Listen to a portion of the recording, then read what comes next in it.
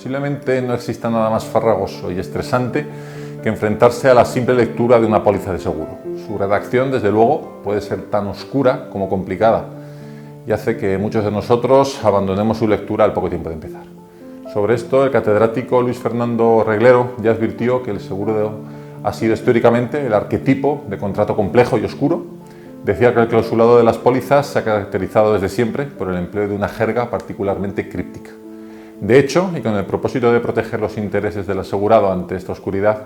un importante sector de la doctrina entiende que las cláusulas de un contrato de seguro deben interpretarse siempre a la luz de la legislación protectora de los consumidores y usuarios. Porque al fin y al cabo, cuando un consumidor se enfrenta a un contrato de seguro, se encuentra con dos tipos de cláusulas: las generales y las particulares, tal y como recoge el artículo 3 de la Ley de Contrato de Seguro. Pero este artículo en realidad no define en qué se diferencian estos dos tipos de cláusula y se limita a decir que las condiciones generales y las particulares se redactarán de una forma clara y precisa, y añade que se destacarán de modo especial las cláusulas limitativas de los derechos de los asegurados y que deberán estar específicamente aceptadas por escrito. Vemos, por tanto, que lo único que se aclara de forma específica es que tanto las condiciones generales y particulares deben estar redactadas de forma clara y precisa, pero poco más. Es al fin y al cabo lo que nos dice la ley. No podemos olvidarnos además de que el contrato de seguro generalmente se trata de un contrato de adhesión con un clausulado que ha sido redactado previamente por una de las partes, que en este caso es la propia compañía de seguros, y que está destinado a estar incorporado en una gran pluralidad de contratos destinados a que sea contratado de forma masiva por parte de los clientes. Por tanto, resulta de aplicación la Ley de Condiciones Generales de la Contratación del año 1998, porque, al fin y al cabo, como dice el artículo 1 de esta ley, se trata de cláusulas predispuestas e impuestas por una de las partes que se incorporan a una pluralidad de contratos. Se trata de mejorar la comprensión de las pólizas por parte de los clientes y en los últimos tiempos, en este sentido, se vienen presentando diversas propuestas para aplicar los principios de transparencia a la contratación de las pólizas de seguro. Por ejemplo, resulta imprescindible citar la proposición de ley de impulso de la transparencia en la contratación predispuesta, que en el año 2017 fue presentada en el Congreso por parte, en este caso, del Partido Socialista, en la que se pretendía trasladar a la ley el conocido control de transparencia material que se viene aplicando ya de forma muy generalizada en la contratación bancaria. Esta proposición preveía un nuevo artículo 3 bis de la Ley de Contrato de Seguro, en el que se incluía de forma específica este control de transparencia, indicándose expresamente que las condiciones generales no podrán tener carácter abusivo para los asegurados, siéndoles aplicables el régimen normativo del control de transparencia previsto siempre para la contratación predispuesta que hemos visto anteriormente. Se indica que este control de transparencia tenía como finalidad la de poder examinar si las condiciones de la póliza que incluye el asegurador facilitan la comprensión material y no solo la gramatical del contenido de la póliza, del contenido de las cláusulas que componen la póliza. Se trata de que el asegurado pueda comprender no solo el significado general de la contratación, no solo el significado más amplio, sino también el alcance jurídico y económico, al fin y al cabo, jurídico y económico, que se deriva de los compromisos que asume al contratar la póliza de seguro, algo que nuestra jurisprudencia ya ha consolidado mucho en el campo de la contratación hipotecaria. La propia exposición de motivos de esta proposición indica que tras 36 años desde la aprobación de 1980 de la Ley de Contrato de Seguro, resulta necesario extender el control de transparencia a las pólizas de seguro que garantizan una moderna protección del asegurado. Esta moderna protección se refiere, como decimos, principalmente a esta nueva jurisprudencia que luego veremos emanada del Tribunal Supremo. Como digo, estas reflexiones sin duda tienen su causa en la doctrina jurisprudencial de la Sala de lo Civil del Tribunal Supremo y sentencias como la de 14 de julio de 2015 o 14 de septiembre de 2016, en las que el Supremo ha apostado de forma clara por este necesario control de transparencia, tal y como quedó configurado tras la sentencia que anulaba las primeras cláusulas suelo en el caso Ausbank de 9 de mayo del año 2013. Por esta razón, en esta exposición de motivos se concluía diciendo que no hay ningún argumento convincente para que este tipo de paradigma que aporta el principio de transparencia y la consiguiente mejora en los derechos de los consumidores y usuarios no se aplique también, no se extienda también al contrato de seguro. Y más aún cuando tanto la doctrina científica como la emanada de la Sala de lo Civil del Tribunal Supremo, por ejemplo la sentencia del 25 de noviembre de 2013, ya advierten que la diferenciación conceptual tradicional entre cláusulas delimitadoras y limitativas no resulta en la práctica nada nítida, encontrándose muchas veces ante supuestos en donde las primeras son asimiladas a las segundas y las segundas a las primeras. Por eso es imprescindible que todo el contenido de un contrato de seguro se abra también a este nuevo paradigma de transparencia, mejorando de forma efectiva los derechos de las personas que suscriben un tipo de contrato, que es el contrato de seguro, que tiene tanta importancia en nuestro sistema económico. Por tanto, ya que el contrato de seguro no deja de ser un contrato de adhesión con cláusulas predispuestas, salvo en cláusulas o en contratos muy concretos como los de grandes riesgos, en los que no me estoy refiriendo en este vídeo, lo importante es que la información que recibe el asegurado sea clara, precisa y conozca, como he dicho antes, el alcance económico y jurídico del contrato que está firmando. Y si esta información debe ser lo suficientemente clara para saber qué producto está contratando y con qué límites se va a enfrentar a la hora de exigir a la compañía de seguros que haga frente a la cobertura que está contratando.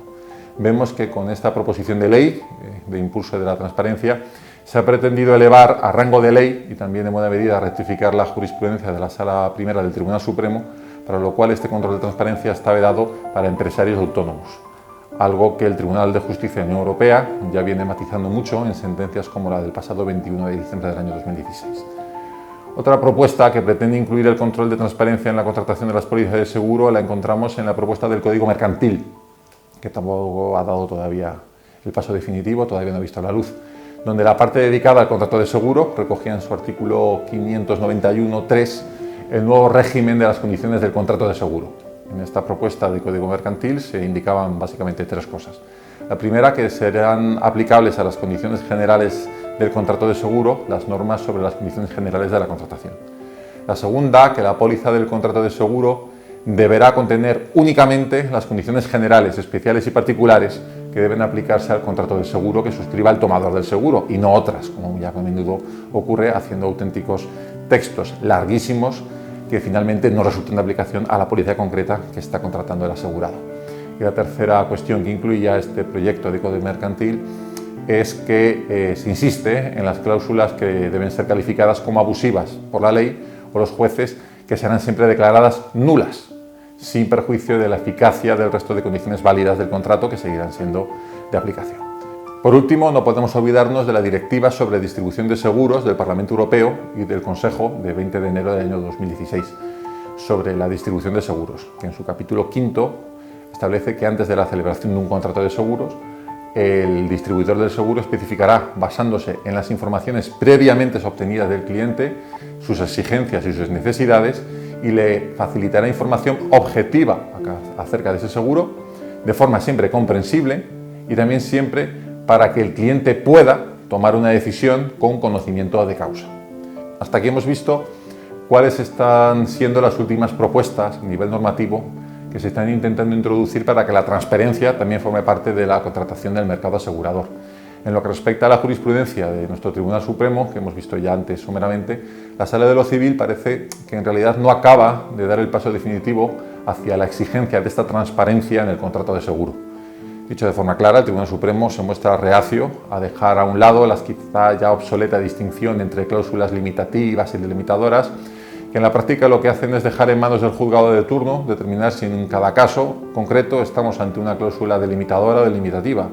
con la consiguiente inseguridad jurídica que afecta tanto a la liquidación de los propios siniestros como a la propia contratación de los seguros. Una buena muestra de esta situación es la reciente sentencia de 14 de julio de 2020, en donde se recuerda que no siempre han sido pacíficos los perfiles que delimitan las cláusulas delimitadoras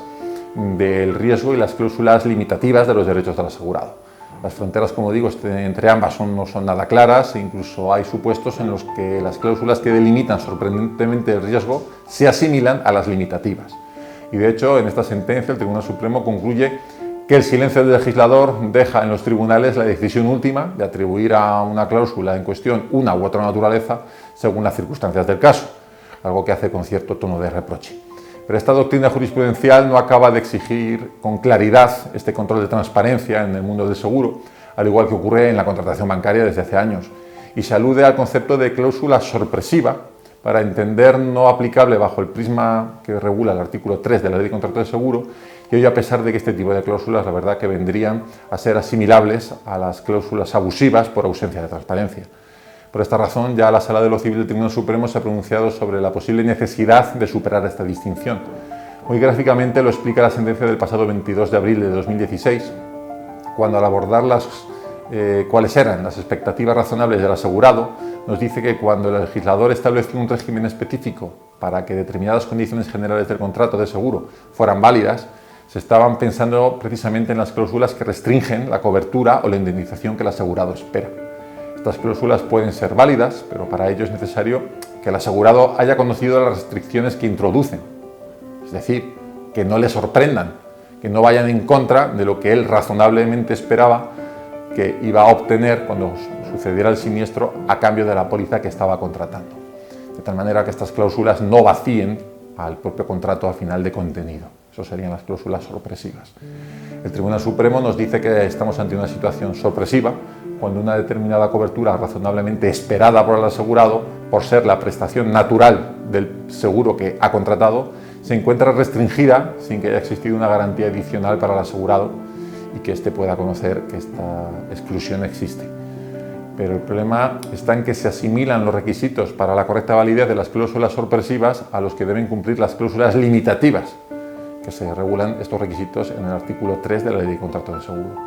Estamos, por tanto, ante unas consecuencias de estas cláusulas sorpresivas que en la práctica la jurisprudencia también viene asimilando a las mismas que les da a las cláusulas limitativas cuando no se cumplen los requisitos de este artículo 3. La sentencia del Pleno de 12 de diciembre de 2019 dijo expresamente que respecto a este tipo de cláusulas sorpresivas debe atribuirse la condición de limitativa a la cláusula sorpresiva que se aparta del contenido natural del contrato. Tras este breve repaso jurisprudencial vemos que estamos ante una complicada calificación jurisprudencial de lo que debe considerarse cláusula delimitadora del riesgo, limitativas del derecho del asegurado o lesivas por sorprendentes. Por ello, creo que deberíamos avanzar hacia un sistema en donde sea necesario llevar a cabo un triple control de las cláusulas limitativas, es decir, un control de transparencia y un control de contenido, en donde siempre tenga que tenerse en cuenta la especial naturaleza del contrato y cuáles son las expectativas razonables del cliente, del asegurado, a la hora de contratar ese contrato, a la hora de contratar esa póliza de seguro. Por lo que si las cláusulas de la póliza contradicen esas expectativas razonables, deberán ser declaradas nulas. Y es que las cláusulas sorpresivas plantean un problema de falta de consentimiento o al menos un consentimiento viciado. Al tratarse de cláusulas relativas al objeto esencial del contrato, su presencia en el clausulado general de las condiciones generales permite que puedan considerarse como causantes del error del asegurado, pues de haberlas conocido difícilmente habría accedido a contratar la póliza. Además, estaríamos ante un error excusable, aunque el asegurador haya cumplido con todos los requisitos que prevé este artículo 3 de la Ley de Contrato de Seguro y esas cláusulas estén específicamente firmadas y estén especialmente resaltadas en negrita. De esta forma, al final será el abogado que represente los derechos del asegurado a quien su compañía de seguros le ha rechazado el pago, decidir si es mejor interponer una acción de nulidad por violación del consentimiento o si debe acumular, siempre aconsejamos acumular, acciones como la de indemnización por daños y perjuicios o la de nulidad por abusiva de las cláusulas conforme prevé el artículo 8 de la Ley de Condiciones Generales de la Contratación. Hasta aquí el vídeo de hoy y bueno, nos vemos en el siguiente vídeo. Muchas gracias.